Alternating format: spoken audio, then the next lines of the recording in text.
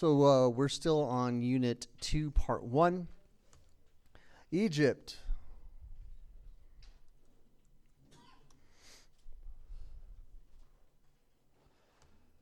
So yesterday we started off with the palette of Narmer, and then we went on to the seated scribe. Both of these things are funerary objects. That is, they were used or were used in some sort of like burial rite, whether it's, they are all artifacts from pharaohs' tombs. Now we're going to look at some pharaohs' tombs. These are the Great Pyramids, and then we're also going to look at the Great Sphinx a little bit.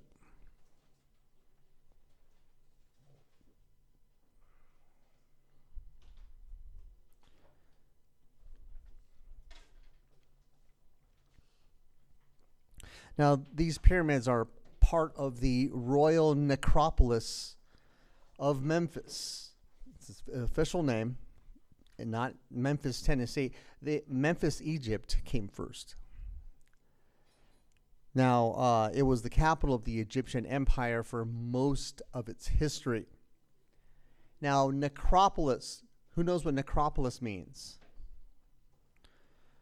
Who knows what necro means? Dead. What about opolis? What do you think that means? City. So this is the city of the dead. Literally, there's nothing but dead pharaohs here. Or I don't even know where their mummies are. But this is like basically this entire complex is for dead pharaohs. Now, the oldest and largest of these is the one pictured here. And that is the pyramid for Khufu.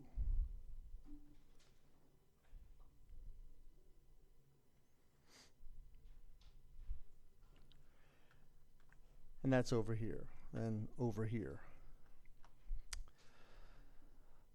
Let's talk about the form first. One could say this is architecture, right? So form could be architecture. You could also just say it's a pile of limestone bricks, essentially. That doesn't even get into its function. That is what you see first off if you walked up upon this and we're looking at it. It's like, this is a bunch of limestone bricks just in a pile. Because that's what it is. And the interior of these was relatively small in comparison to its overall size. So it provided a lot of protection, you'd think. A lot of these tombs were plundered during ancient, medieval, and even all the way up through the 19th century. And at one point, all three of them, they had sheets of limestone, like limestone veneers, like a facade of limestone just on it. So they were like smooth, and they reflected a lot of the desert light. So it must have been a sight to see. Another thing about Khufu's pyramid, that was the tallest building, the tallest structure, actually, on Earth, up until the 20th century. And then mankind got crazy. So all of these have mortuary temples for, I guess, the beginning of the funeral rite, and then they carry the body and inter it into the tomb. But they're also there for worship, because remember, these pharaohs were god kings, so you would pay homage to Khufu or Khafre or Menkaure.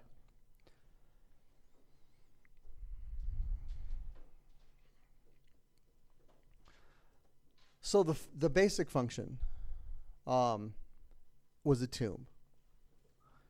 They protected the body and the contents of the tomb for the afterlife, or until medieval times when people just kind of like ransacked the place.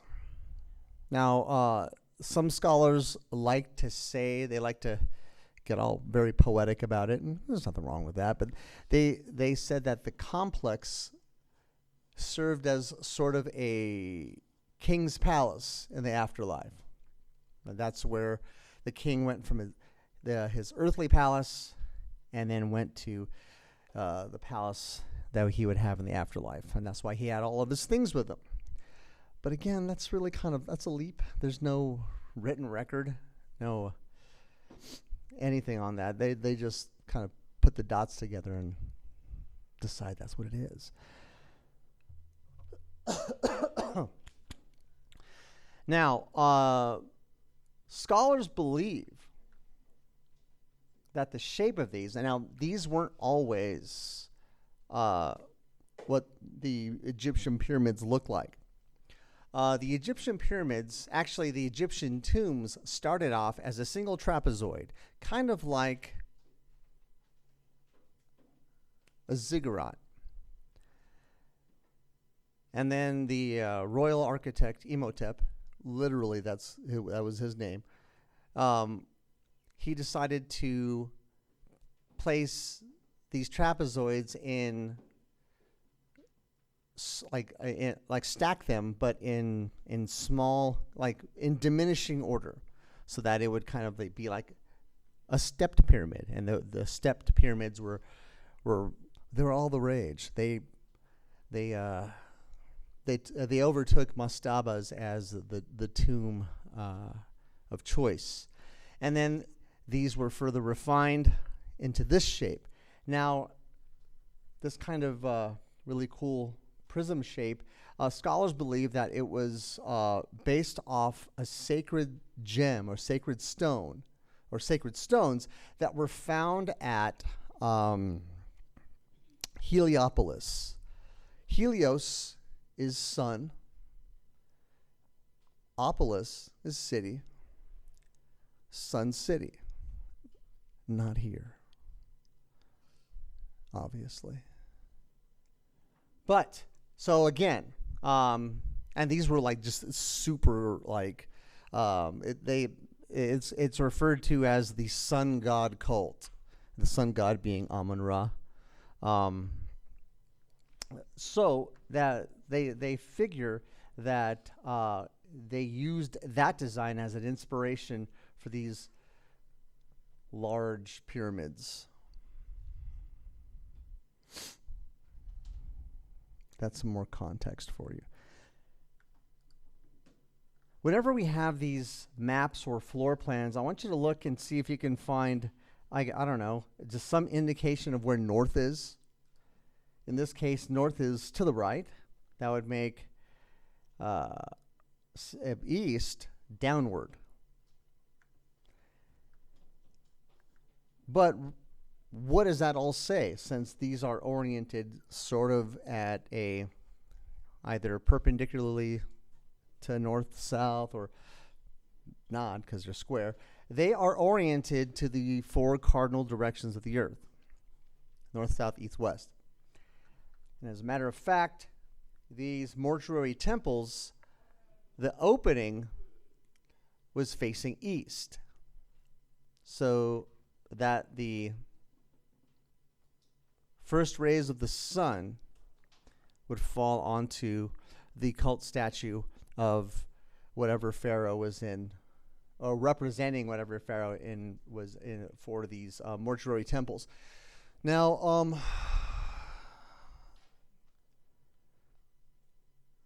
if you think about it, a sunrise was just a daily phenomenon that had to have been like the apex of just visual stimulation, right? We watch TV, or some of you guys watch TV, and when you turn the TV on, oh, it's on. That must have been like when the sun came up, and it was like, okay, the sun is up. And so like the first rays of the sun must have been sort of like the blessing of Amun-Ra on the on these pharaohs. So all of these things are very distinct, are very important to their respective religions. And we'll continue to talk about this first rays of the sun. Not just a Jimi Hendrix song. Let's see. What else I have on here? Well, let's go ahead. Now, there are over 100 stone pyramids that were built between the Old Kingdom and the Middle Kingdom. Now, these three are the largest.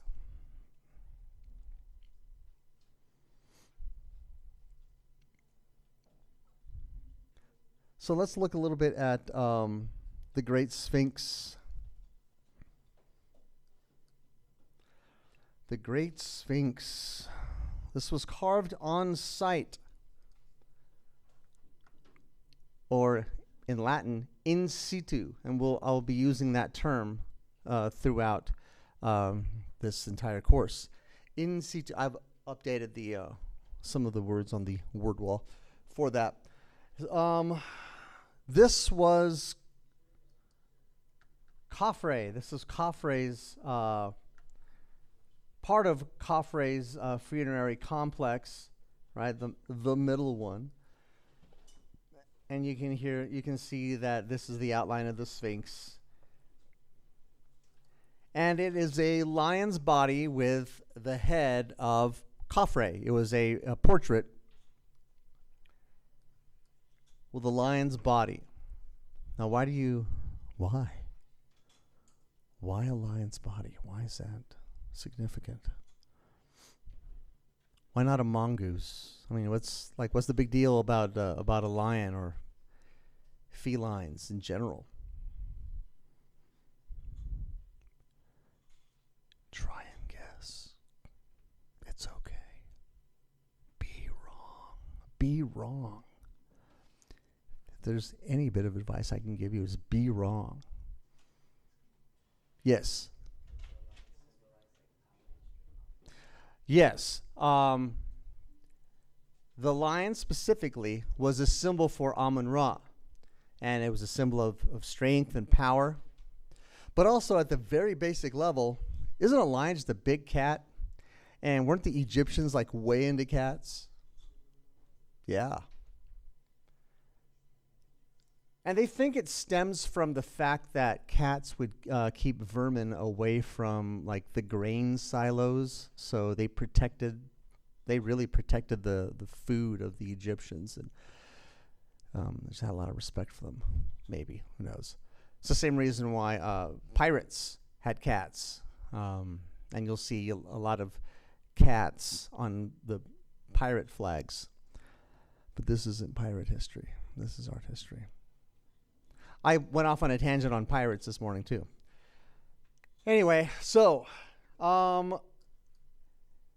this, at one time, the Sphinx, was brightly painted.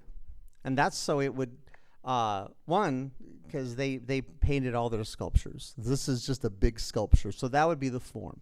A monumental sculpture or sculpture monument. But this was painted at one time, and you can imagine what the sun did to the paint, like quickly. Like some of your cars were fading. This must have been gone.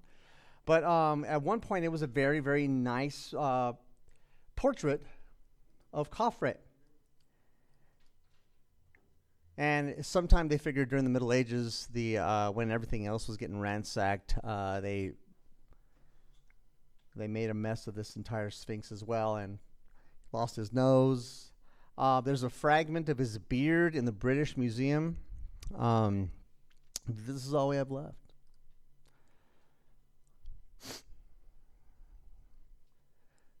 Now, since we were talking about really poetic theories, one kind of poetic theory is that the Sphinx is sort of like a guardian figure for the pyramids.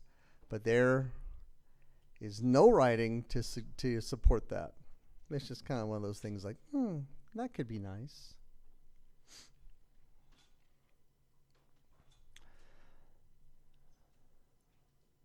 And I think that's it on this one.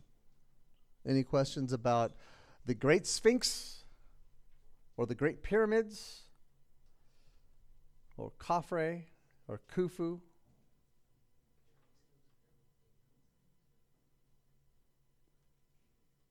All right, we're going to move on. Menkaura. That should sound familiar. Menkaura, we didn't really talk much about him because I'm going to talk about him now. These are the Ka statues of King Menkaura and Queen. His queen. They figure this is his favorite wife. But she has a crazy long name that is not even important. I don't know why it had to be that long. They didn't have all those consonants and verbs. They had pictures. It could just be like, I don't know. They could have shortened it. Anyway, it starts with a KH and runs on. Now this is, King Menkaura was the son of Khafre.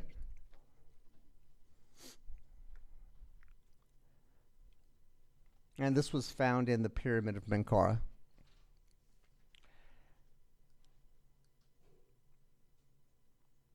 So the form is a sculpture, right? Now this is a sculpture made out of greywack. Greywack was what was used to carve the Palette of Narmer. It was a very, very hard stone to carve. That means it would last very long, right? These things were intended to last eternity. It's not made out of limestone like the seated scribe. It's more important. What are some other differences that we see between the seated scribe and both of these royals? Do you guys remember what the seated scribe looks like?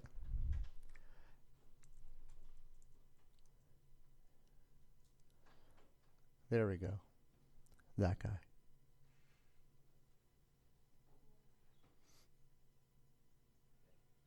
All right. Now, other than they're standing and he's seated, that's such a throwaway answer, but what are some differences? I want to point out, at one time, these were brightly painted. Paint doesn't last throughout the ages when it's on the surface of rock. What are some visual images or visual differences we see? The what? A beard. Okay, so this beard is the pharaoh beard, right? Pharaohs, that's like one of the symbols of pharaohhood. Pharaohdom? Ferocity? Of being a pharaoh. One of the things was the beard, right? That cool like thing. And then you have like the headdress of Horus, Horus, the falcon god. So these are the wings that just come down, and so it's like that's part of the pharaoh's regalia, the different things that they would wear for ceremony, usually for also in death. They're shown with the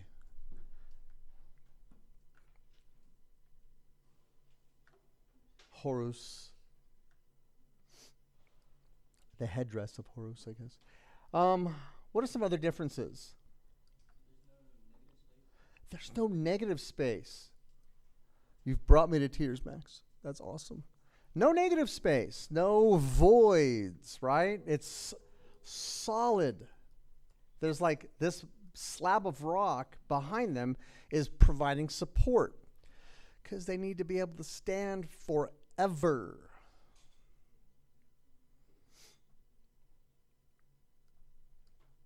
And the major difference,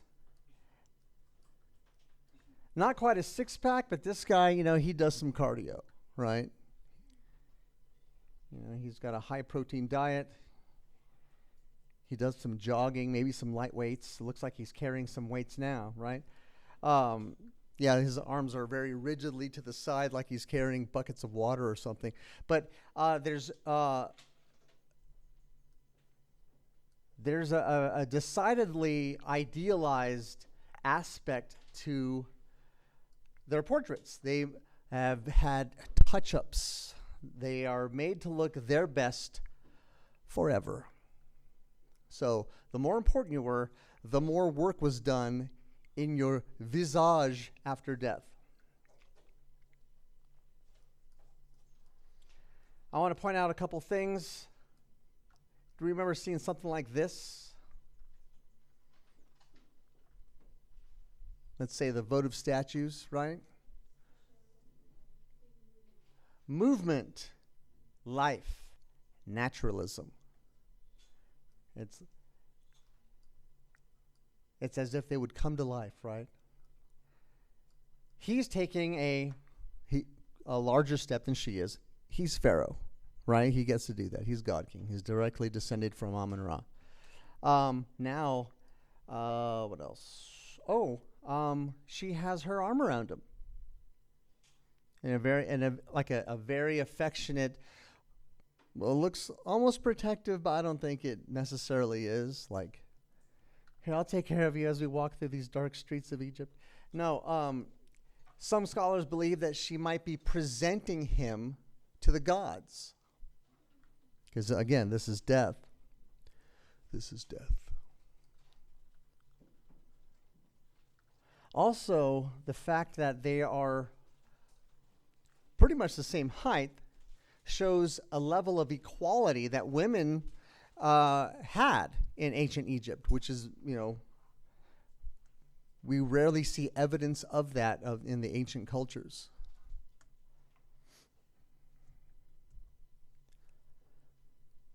Because we're finding out now that women did have a much larger significant role in society in ancient civilizations than we have been led to believe.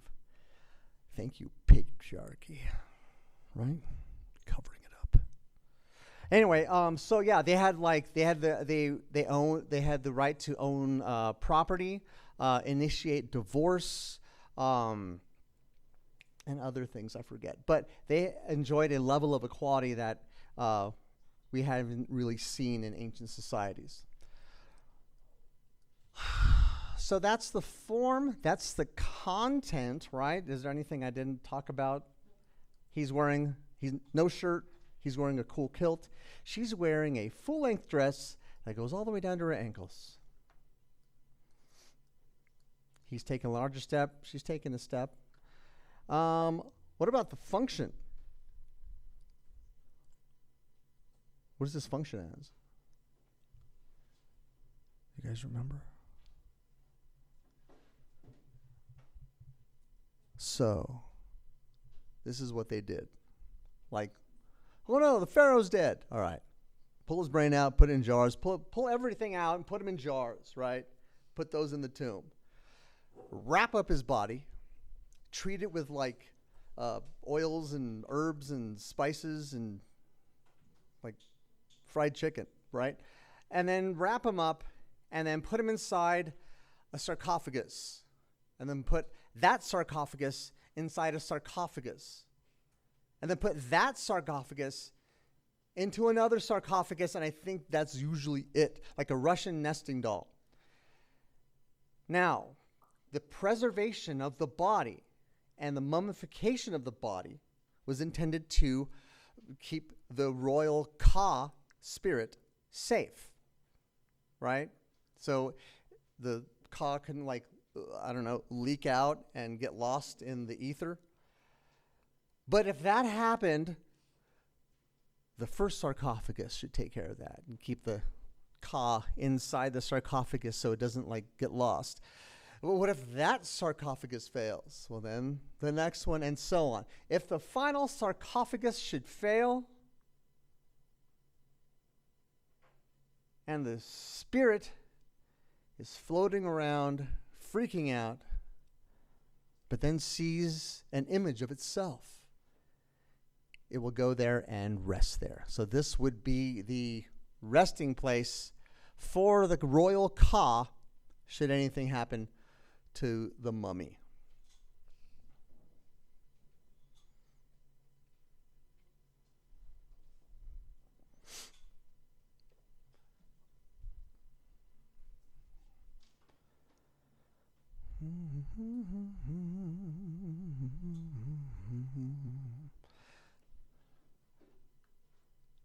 I also want to point out how calm and confident they look, and they have their chin up, their eyes kind of staring into eternity, right? The afterlife.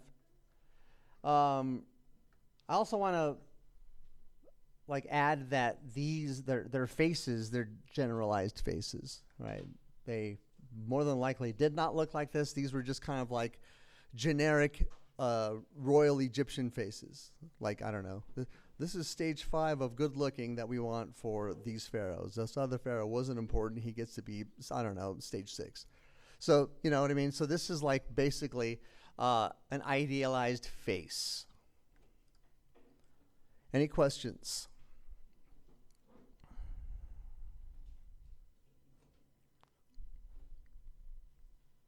Now, I always like to give you some harebrained theories. One of them is that she's not his wife.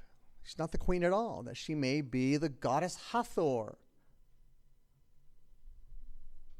There's no writing or any inscription to suggest. There's no inscription at all, as a matter of fact. The only reason why we know it's Menkaure at all is because it was in his tomb. So that was just like a fun, maybe fake fact. I mean, I didn't make it up. People who get paid more than I do dream that nonsense up. Maybe she's a goddess. Okay. Why can't she just be the queen? It's all right. Let her have her status. All right. Any questions on the Ka statuary? We still got time, right? Good. Because we're going to go over Hypostyle Hall and the Temple of Amun-Ra, or Ra. It's all the sun god.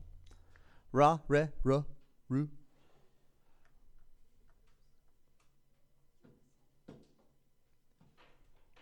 New Kingdom temples were pylon temples. A pylon temple looks like this.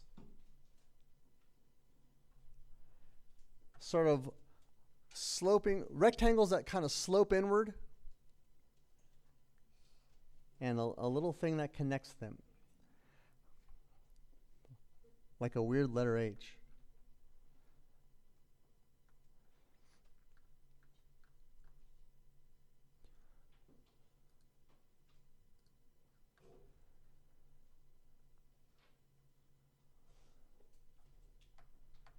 So, let's look at the floor plan. I don't know. Seems like a good idea. So this, what we're looking at is the layout. We have, so this is the courtyard, right? So these are the two pylons that you walk through. And this is a courtyard with a peristyle. So it's a peristyle courtyard. What that means is columns go along the perimeter. Perimeter, style, column. Yeah, it does mean like a column or like a stylus, right? Hypostyle means hypo means underneath, right? So all of these columns are underneath a roof. So it's a room full of columns. That's what all these circles are. All these dots are columns. So this would be the hypostyle hall, and then this is the temple and the inner sanctuary. Have you seen Night at the Museum when they find the little tablets and he's walking through that? Yeah, like that. And that's where the tablet would be. That would make all those old guys come to life. Only, so like this would be like the sanctuary, and only like royalty and clergy were allowed back there. But talking about the, Yeah, we're so involved with this floor plan. It's easier to show this stuff. Now there's 134 huge columns in the hypostyle hall alone. This is to give you an idea how big they are. That's a person. So 134 of these.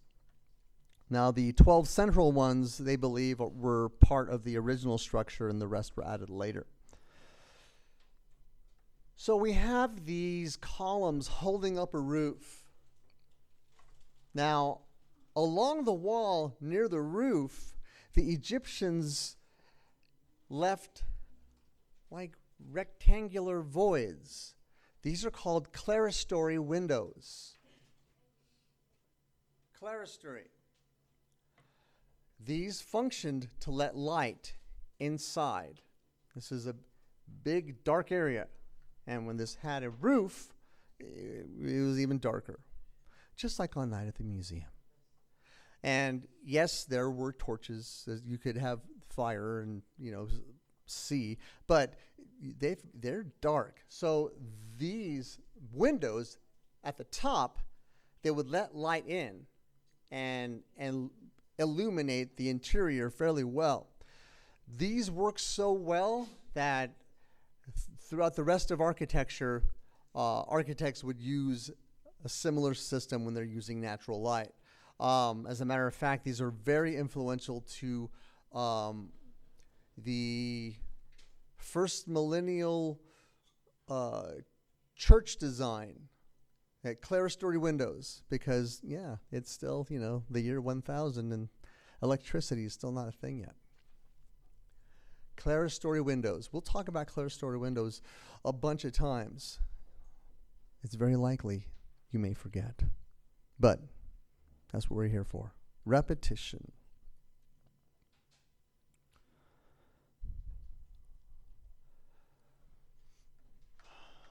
All right, so let's talk about the form again. The form is a pylon temple, or you can just say architecture,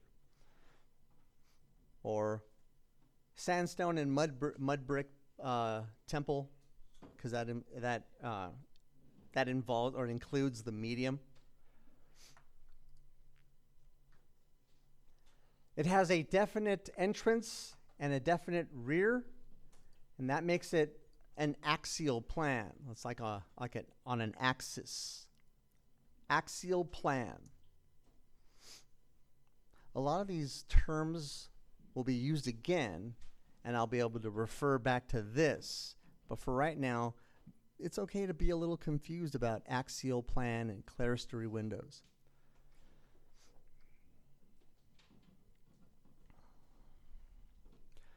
Now, at one time, the columns were elaborately painted. In addition to that, there were relief sculptures on the walls and on the columns. However, these are a different type of relief sculpture. In the Egyptian tradition, they used sunken reliefs, and that's where you cut out. It's a different. Well, I'll show you. I'll show you because we're going to look at a sunken relief in the next group of images in Egypt. Just know that these were sunken reliefs on the columns and the walls. Now, the walls, the images on the walls were, they had like battles, great battles, coronation rituals, and they used hierarchical scale and registers and all that stuff. So that was all on the interior walls and on the columns.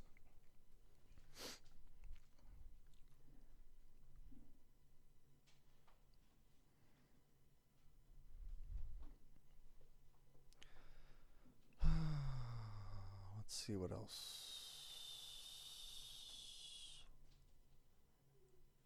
Amun-Ra. Oh, this was built next to, okay, so this is located on the east side of the Nile. And they had created an artificial lake on the other side. So it was like supposed to be a symbol of the sacred waters that existed at the beginning of time. Now there is a theory that kind of makes sense. Different features of the temple likely are symbolic of various things, like the pylons. They represent the horizon. The floor, as you go toward the sanctuary, the floor rises. So you're rising, and at the very end is where that's the sanctuary where the god rests. The floor rises to meet the deity, and the temple roof would represent the sky, and then the columns represent the papyrus plants that grow along the Nile. Also lotus plants, palm trees, all that stuff.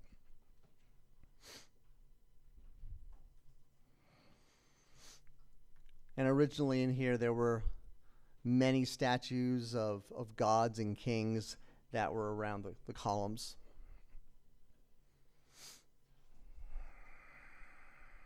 And I think that's it. Any questions about the Pylon Temple?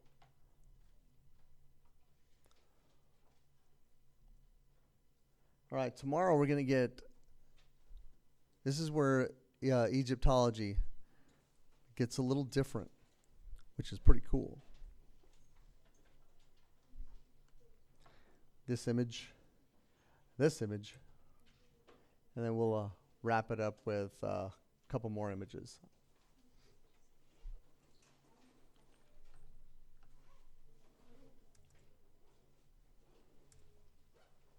Okay, that's enough.